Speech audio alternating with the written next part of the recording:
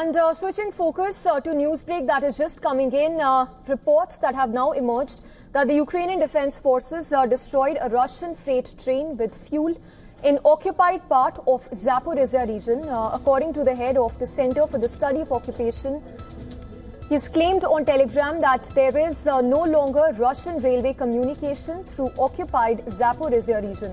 He's even published footage of the train's explosion.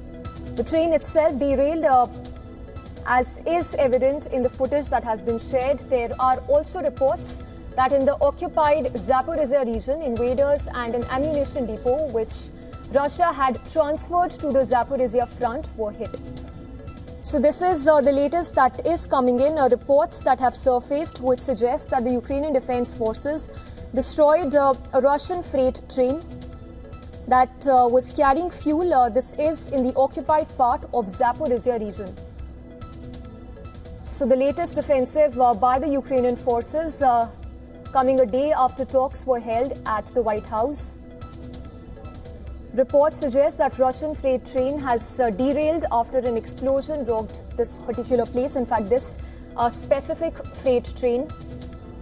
And statement also coming in, this one from the head of the Center for the Study of Occupation, who claims that there is no longer Russian railway communication through occupied Zaporizhzhia region. So the Russian railway communication that has been disrupted as a result of the latest offensive carried out by the Ukrainian forces, the latter having destroyed Russian freight train that was carrying fuel. Statement that's also coming in, this one from the head of the Center for the Study of Occupation, who says that there is no longer Russian railway communication through occupied Zaporizhzhia region.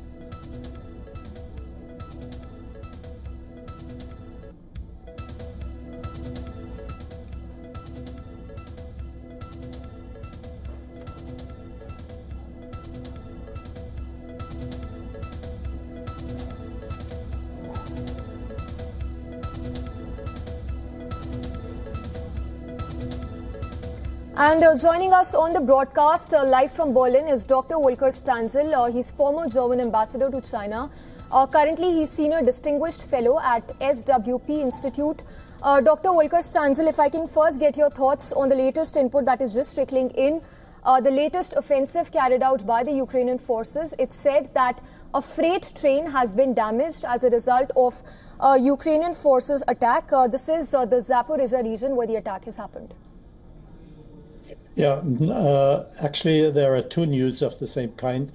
Last night, it seems that Ukrainian forces attacked and destroyed parts of Druzhba oil pipeline leading from Russia into Europe, which supplied Hungary and Slovakia with oil all throughout the war so far, which is also not possible anymore in the future. That this happens in the evening or the night after the meeting in Washington, I think, wants to send a clear message to American President Donald Trump, showing that Ukraine can indeed perform well on the battlefield, something that was a little bit belittled by the statements of Donald Trump yesterday at the meeting.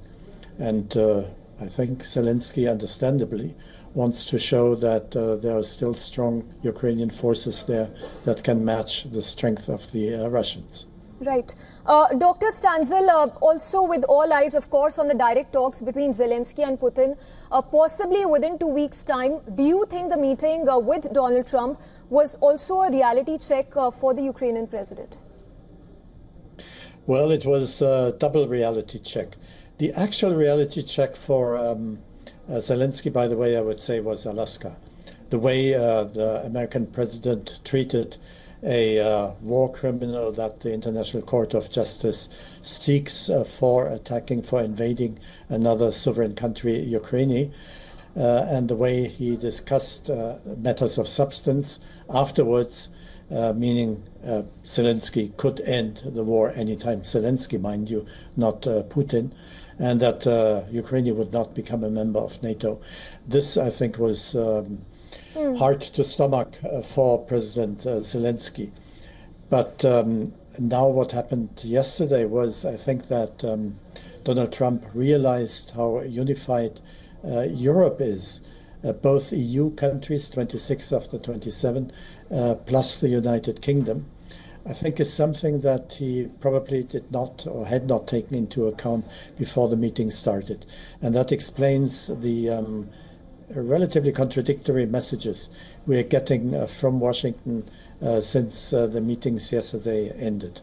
Yes, Dr. Stanzel, in continuation to that very point, there is still no statement from the Kremlin side on when the direct talks with Zelensky will happen. Do you think the Ukrainian president is now left at the mercy of the Russian president? One, as far as direct talks are concerned, and two, since Macron has already stated that Ukraine's territorial concessions were not even discussed in the meeting at the White House?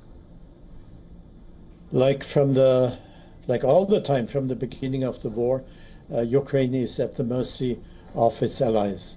Without the arms that Europeans and Americans supplied, without the money Europeans and Americans supplied, Ukraine would have had to surrender long, long ago.